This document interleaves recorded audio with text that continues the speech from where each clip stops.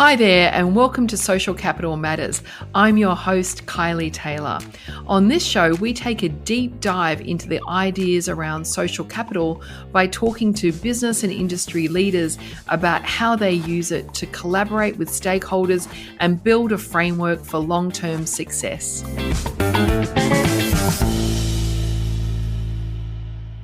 Hi everyone, welcome to a new episode of Social Capital Matters. We've got a great show for you today and another great guest to chat with. I'm joined by my producer Greg in Bangkok, who is running things behind the scenes. How are you today, Greg? Hey Kylie, glad to be here. Sun is shining in Bangkok today, so it's a nice day and I'm eager to get started. So why don't we get right into it? Can you introduce this week's guest?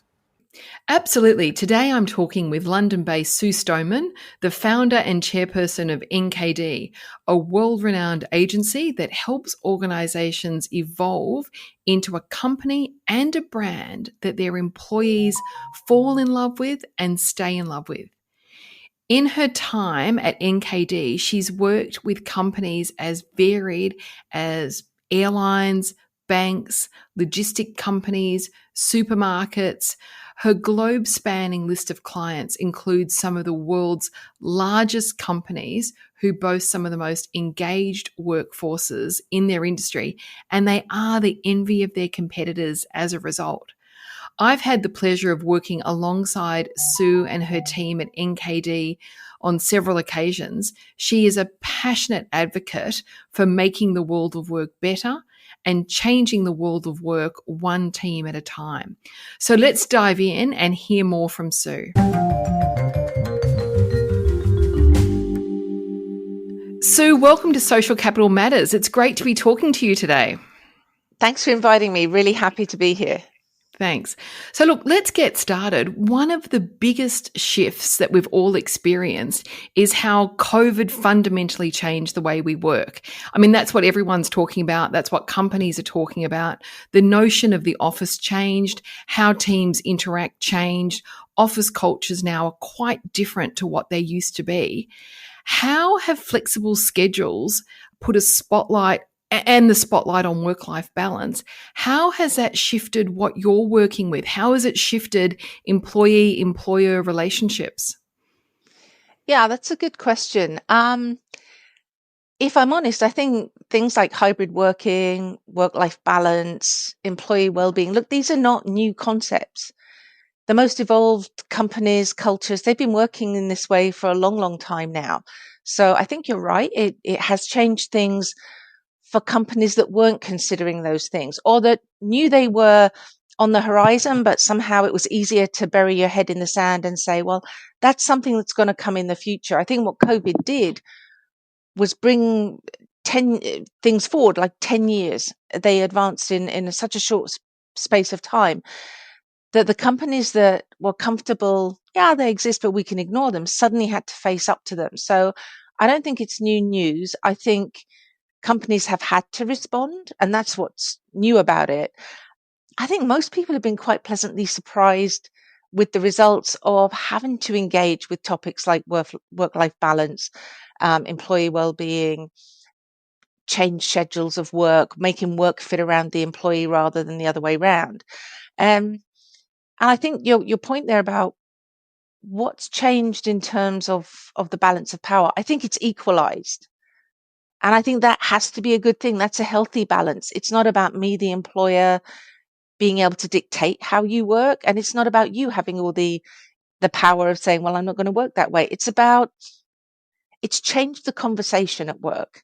And it feels like there are two balanced parties having that conversation rather than one holding all of the power or the unions holding all of the power. It's like, come on, guys, we now need to talk together to find the right way through this because it is new and it was fast and people will make mistakes. But yeah, I think people are finding their way through it. So for me, it was a great thing because it did get the companies that were preferring to ignore the fact that these were genuine employee concerns. It got them to the table. It got them to have the conversation. So that has to be a good thing. I'm still hearing debates within organizations about, oh, you really need to be in the office to be productive. We need these teams in the office, or these teams have got to be in the office, so it's everyone's got to come in. Are you still seeing those sort of debates with the organizations you're working with? It's probably the number one question I get asked, or there are two questions like, is hybrid working, ways of working, is it working? And what do you think is going to happen? Is it going to change? I said, well, I don't have a crystal ball. But what I do pick up is it's not just an issue for leaders. Hybrid working is an issue for all of us. It's new, it's different. Everyone's adapting, everyone's learning, and then they adapt some more to the reality that they find out. And you know, for some industries, it doesn't work. For frontline customer facing service delivery, it's not really an option to do hybrid working. You can't work from home if you're delivering packages to offices. It just doesn't work. For other industries, it's perfect. It suits fine. So I think there isn't a one size fits all. And even where it can work and does work, people are still waking up to, actually, I said I didn't want to be in the office 5 days a week, but actually I don't want to be at home 4 days a week either. And I think we've got 18 months of more of people learning and talking and saying, yeah, actually, maybe it is 3 days a week. And actually there is one day when we all need to be here. But then we can flex around that. And each business, each organization will find its own model of how that's going to work. But I think it comes back to what I said to the other question. It's about the conversation is happening. In the past, it was, it doesn't work here. We don't do flexible working. And that was the employer's response. Now it's, okay, let's think about it. How could it work? Let's try something. Let's take the best bits of that. Let's ditch the stuff that didn't work. So I think we have 18 months left of experimenting, because at some point people do need to net out on, right, this is our model. But I think your other question was around productivity. From all the companies I talk to, the research that I read, productivity seems to be holding up. That doesn't seem to be an issue for people. They're saying, yep, getting the same kind of productivity. What I'm starting to hear, and if I'm honest, it was always my nervousness around it, is we're starting to see a drop in innovation. And that's a story that we need to work with some more, because productivity, fine, people work super hard wherever they are. Innovation is that moment, that spark. I walk past your desk, I overhear you saying something, I see something on your laptop, I talk to you, that sparks something, I do something different.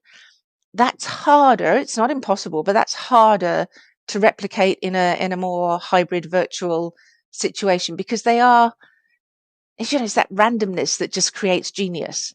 Yep. The interconnectedness in a workplace. Yeah. So I think productivity will hold up. Innovation is potentially on the slide. And if we're going to stick with hybrid working, and I think we are, then we need to start talking about, so how do we provide different ways of having those random, but now staged random interactions. So, yeah. Oh, no, that's really interesting. So from what you're saying too, there's not going to be one size fits all. There's going to be multiple models. And even within an organization, there's going to be multiple models. And I think it's interesting what you said about innovation, that we're going to have to see some new ways of working to create the forums where innovation can happen and people can spark. And we'll get on to the work you do in a moment, because I know a lot of your work is experiences. It's experiential learning. And that's where a lot of the learning comes from, is people interacting with people in new and different ways. So that you've probably got a big role to play in helping to create that innovation environment.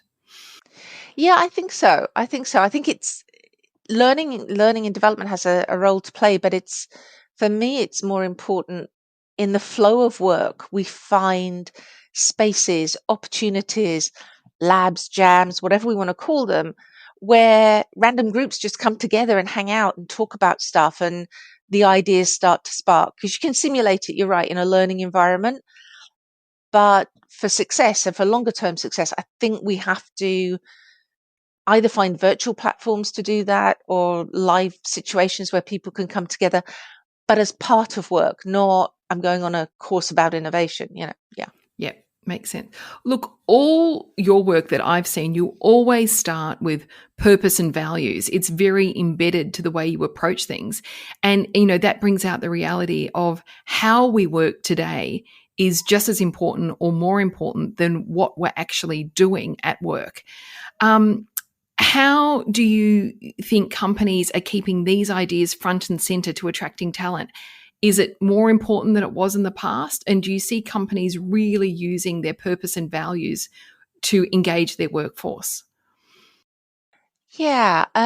Again, purpose. Some companies have used purpose brilliantly as an attractor and a retention tool for talent. It's been a word that's been used in business for decades. I think some companies have used it super well. Disney, Apple, Johnson and Johnson. Many have got like incredible purposes, but they've left them on the shelf and didn't know that it was important to use them. And a lot of people are waking up to the fact that the focus on things like mission and vision, we will be the logistics company for the world. That describes what you're going to do. What people want to know is, why are you doing that? So that same company has a purpose that is connecting people, improving lives. That makes me want to come to work. Being the logistics company for the world, that doesn't excite me so much, because that's about what the company wants, what the output of what we do will be. But why we're actually doing it is to create an enriching world where people feel connected, where the business that we do is going to make an improvement somewhere along the line to someone's life. That gets you out of bed in the morning. But that's the thing that hasn't been pushed, whereas vision, mission has been the route we've been going down. So yeah, I think companies again are saying, yeah, we get the why do we do things? The purpose is super important, as is how do we protect the planet? What's our view on societal change? Generally, are we an ethical company to work for? So you can put those under one bundle. That's the stuff that in the past was there, but it was seen as you just need to tick the box. And certain generations, I'm not looking at you and I, Kylie, but certain generations would have gone, oh, that's just how it is. Might not totally agree with what this company's doing, but we stick with it. I think the joy is that younger generations are saying, your stance on X, Y, and Z, we don't like it. So we're not staying. We're gonna take action. And that for me is the really exciting energy that there is in business now around purpose, that says you need to know why you're in business. You need to know why people should rock up and work for you. So we're getting a lot more interest in those kinds of topics. And I think when organizations are authentic about their purpose, about their stance on social issues, when they state that authentically, when they live that, that's when you have a real differentiator. That's when you attract people and that brings them towards you. But then if you actually live it, that's why people stay. Back to your, earlier we were talking about, that's why people fall in love with your brand and that's why they stay with your brand. But it has to be authentic. It has to be real. Yeah, but it's certainly high on the list now of what people want to talk to us about. Now, in a lot of the work we're doing, we know that investors, activists, customers, a whole range of different audiences are quick to sniff out when a purpose is not authentic and a company's not living up to its brand promise or its purpose. But equally, the same is true for employees. And you talked about these younger employees, the newer generations. They're very quick to lose the love for their employer when they see actions or decisions that are not consistent with that purpose. Have you come across that? Yeah, I think you're right. And I think is really exciting that, as you say, it's not just employees, it's investors, it's customers. They can, like, they smell inauthenticity like a shark smells blood in water. And it comes back to they're taking action on the back of that. And that's the thing that I think is exciting. They're not shrugging their shoulders. They're not going, oh, well, that's, you would expect that. They're a big company. They're saying, no, you need to change. And if you don't change, I'm going to change. So I think corporate narratives, they need to be true. They can't be a series of aspirational statements that I read on the internet that someone else is doing, and that has to start with a long, hard look at, if I'm an organization, who are we? Who are we really? What do we really stand for? What gets rewarded around here? What kind of people get promoted? How do they do well here? That starts to tell you what we really value. And when you have that in front of you, you take a long, hard look at it and you either say, if this is, and it is, our story, do we like it? Now, if we do, great, go out there, share it far and wide and get people excited by it. But if we look at it and we say, actually, I don't like what this says about us as a company. I don't like what it says we actually stand for, what we reward around here, the behaviors that matter to us. I don't like that. Then you're on a change, a transformation journey. Let's really think about how we start to become the change that aligns with the narrative we want to tell. Yep. And that's the exciting space at the moment. I think companies are starting to look at themselves, take a long, hard look and say, is this who we really want to be? And that is being fueled by younger generations and a response to that. And to investors saying you need to be more green, you need to be more socially aware, and it's such an exciting time to be in business. Is there some organizations that you can think of that are doing it really well that you would point to and go, these are the people who are doing it well and they know what they're doing and they've changed and they're really true to their purpose? And that's an example of authentic engagement and authentic leadership. Who's on your list of the guys doing it really well? So there's a couple of companies who have always been up there. They've always been doing it well. If you look at Southwest Airlines in the United States, in fact, a company founded on love. That's their principle. I love when you hear people there interviewed. There was like someone who works in checking you in the airline, and they said, around here you just need to make your own party, and that's their spirit of, you want to work here, come and have fun, make it fun for your colleagues, make it fun for our customers. And, year on year, they're one of the most profitable airlines around the globe. So, they've been doing this stuff right. Wow, since the 70s when they were founded. So it's deeply ingrained in the marrow of who they are as an organization. I think another one would be Ritz-Carlton, who have been up there in the top 5 for employee engagement for as long as I can remember. And their approach it's beautifully grounded in respect. I think it's something like ladies and gentlemen serving ladies and gentlemen. So it gives employees that sense of, I'm seen, I'm heard, I'm valued. Every job I do, whether it's housekeeping, washing dishes, serving on the front desk, everything I do matters to the experience of my colleagues and to my customers. And then I think one that is probably more of a transformation would be DHL. So a company that was about 10 years ago, it was around number 40 in the Great Place to Work top 10. And it's over the last 10 years, it's worked so hard as an enterprise to focus on employee engagement. It nudged its way up. I think over the last 5 years, for 3 years, it was at number 2, Great Place to Work on the planet. Not a bad thing as voted by your own employees. So, it's an important recognition. And the last 2 years, number 1. So that's a company that did take a look at itself and say, we are not traditionally seen as the most, an exemplar for employee engagement. Let's change that. And they've worked really, really hard, and credit to them. They're still working hard.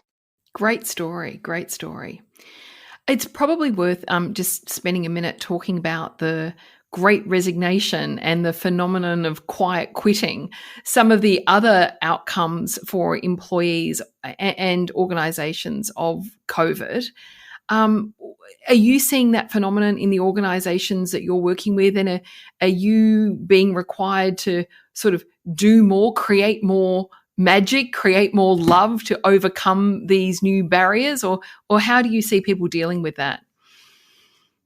Yeah, so I think the Great Resignation definitely an outcome of COVID, and a great wake up call to organizations, because there was that wave of, right, I'm not putting up with this. I'm going to do something about it, or I'm going to think about doing something about it. Not always taking action. I think the quiet quitting I find more interesting. Back in the 80s, it was called working without enthusiasm. It's the same thing. If you look at a bell curve of employees, you've got 10% at this end who rock up every day and are your superstars. And you've got 10% down here who you all know you should fire and you don't. So, they're your quiet quitting group. It's the 60, 70% in the middle. Those are the ones we need to focus on. Those are the ones that we need to engage. Those are the ones that have the opportunity to move closer to your stars. So I think, again, a quiet quitting is not new news. It's always been there. We tended to ignore it. I was like, and not do anything about it. I think the good news is we are starting to address that. So it it's not difficult, and it's not easy. You basically, you make your promises, you work out who you want to be as an organization, you understand the kind of workplace you want to create, the environment you want to create, where people will want to come to work, they will want to do their best job possible, they will want to have a great day every day, they will want to help their colleagues and their customers. So you create what you want that to be, and then organizationally, you have to step into it. You have to become it. You have to do it every day. So there are no shortcuts and there are no silver bullets. It's, be decent human beings to each other, to your employees, to your customers. It pays dividends. So as I say, it's not difficult.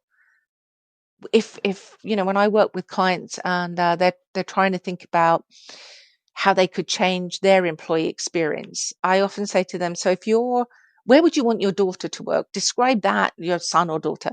Describe that work environment. And they're super quick to describe where they'd want their children to work. It's like, damn, why wouldn't you want that to be the same here? And they're like, oh, it's as easy as that then. Well, yeah, can be. But you then have to make it happen. And that's where the hard work ends and starts. I love when you said it's all about just being decent human beings and treating other people like decent human beings. And there's a lot that's been written lately about kindness and kindness in the workplace. And I hope kindness doesn't just become a new flavor of the month that management and leadership books are talking about. The need to be kind to fellow human beings. It sort of seems fairly obvious, doesn't it, that it should be inbuilt into the way we do things to begin with. It does. I'm reading a lot now about kindness or compassionate leadership. Again, for me, it's all about creating a sense of belonging where people can come and bring their whole authentic self to work every single day and not feel judged and not feel they have to cover or hide something about themselves. But organizations and leaders who celebrate, we're all a wee bit different, we're all a bit quirky. That's the beauty of humanity. But it's about understanding each other. It's about accepting each other. It's being kind to each other. I think another thing though, there's compassion, but we need more bravery. We need more courage as well to balance that, because we need to get better at calling things out when we're not being kind, when we're not including other people. And that courage and bravery, that ability to step up and step in when you see things that don't fit with what we say we stand for, that don't fit with the values, that don't support our purpose. That's where courage comes into play. It's like the behavior that you watch or allow to happen is the behavior you accept, and therefore you reinforce. Yeah. And it says it's okay for everyone else to do that around here. And I think that's where leadership does have a role to play, around saying these things actually do matter now, whether it's diversity and inclusion, whether it's purpose, whether it's work-life balance. It's about leaders, yes, being kind, but also being brave and saying, I'm going to be the one that calls it out, whether to my colleagues, to employees. I'm going to put the spotlight on it and force us as an organization to have a conversation around it.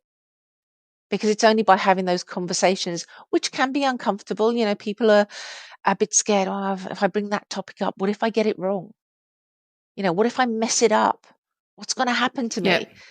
And the reality is, not much. People will applaud the fact that you were being honest, you were being authentic. If you get it wrong, apologize. People will forgive you for making a mistake, talking about topics where they've not normally been on the leadership agenda to talk about. So, yeah, I think kindness, but courage as well. We need it. We need a balance of both. Good message.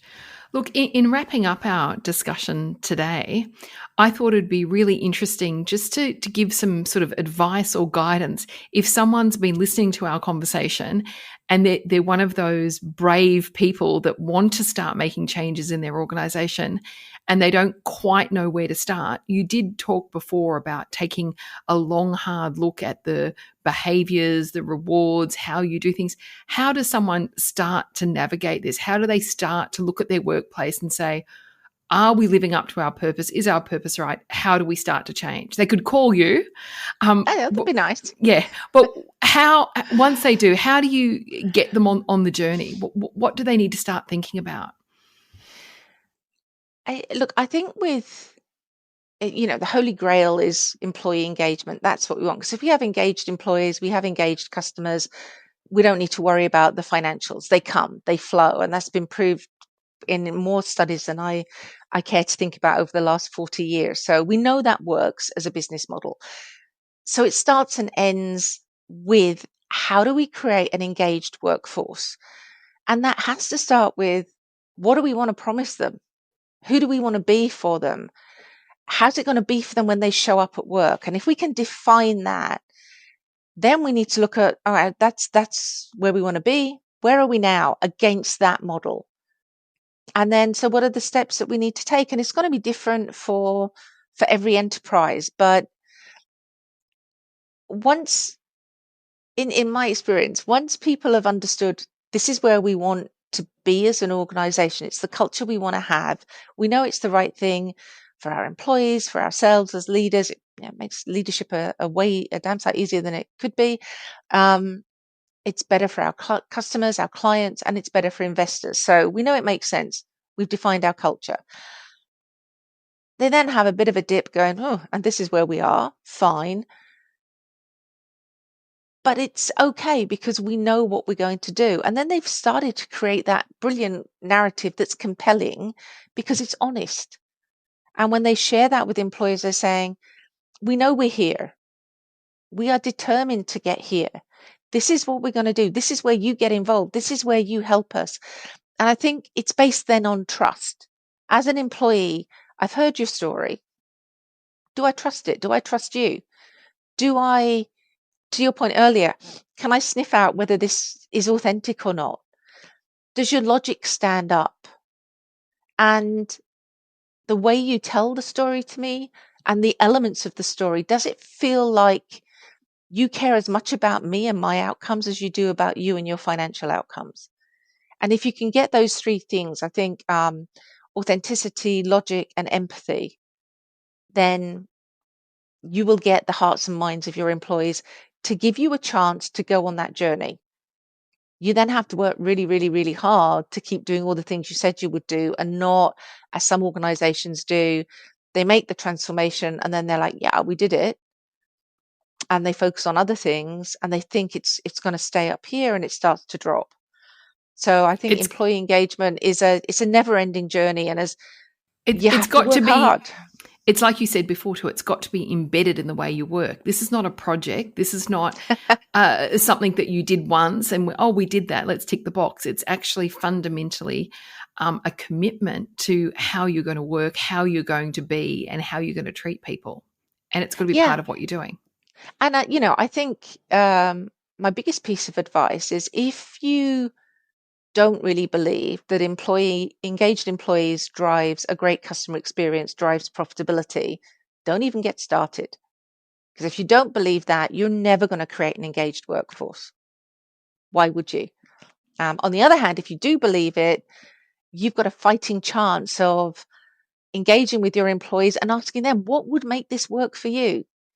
I think another challenge leaders have is they think they have to have all the right answers.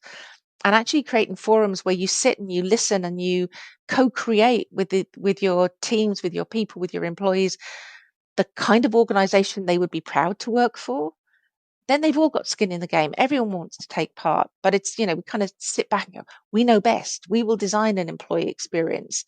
I think actually your employees are the best people to help you do that. Sue, I think you've just given everyone a great starting point on what to think about and how to start to approach this whole area of employee engagement. So that was great advice. We're very fortunate to be able to talk to you today because most times I try and talk to you, you're flying here, flying there in another time zone. And I know why you and your firm are in huge demand right now, because this is what people really need to be thinking about right now to prepare themselves for today's business environment. So thank you so much. I always enjoy working with you and talking to you. And thanks for taking the time to share your thoughts with us today.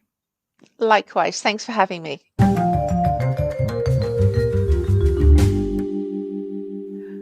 Greg, that was really great talking to Sue. I always enjoy talking to Sue because she's just so clear and common sense in what she's saying. One of the things I really liked was she was talking about the power balance between employees and employers becoming more balanced. And it's not that one party's got more power than the other. It's just a bit more balanced and equalized. And on all the issues that we're trying to solve, have the conversation, get together, have the conversation and work together. I thought that was a really good point. Yeah, it must be so fascinating for her because rarely does such a seismic event come along like COVID that upsets an industry so completely as it did with hers. We talk about the great resignation and the power shift and how that's moving around. So it must be just a really, really fascinating time for her business and the new opportunities and the new dynamics that are being created out of all of this mess for the past 3 years. Yeah, exactly. She also highlighted something that has been really important to some of the work we've been doing, the whole co-collaboration bit. Have the conversation, but listen, bring the employees together, ask them what they want, how they see it, and co-collaborate on the outcomes or the story or the narrative or creating the sort of workplace that you want. And of course, that final point she made, which I just love, about compassion, but also bravery. I think she called it courage, compassion and courage. Right. To, have a compassionate place, but we need leaders who have got the courage to call it out when we're not living to our purpose and our values. And I thought she gave a really great sort of formula for people to, like, these are the things to think about if you want to get started on this journey. I thought it was a really good discussion. It was really interesting to hear insights on that too. And it's sort of inspiring because there's a lot of cynicism around the younger generation and, quiet quitting and things like that. But another outcome of this whole great resignation thing is that I think they've gotten a lot more brave in saying, no, this is who I want to work for. This is the kind of company I want to be involved with. And I'm not okay just sitting here and passively taking it. And I heard a really interesting framing of this recently where someone heard an older person, this is maybe someone around yours or my age, perhaps, saying something like, when I was a kid, I used to work 7 days a week, 20 hours per shift, and I never complained about anything. And the response was, well, maybe you should have.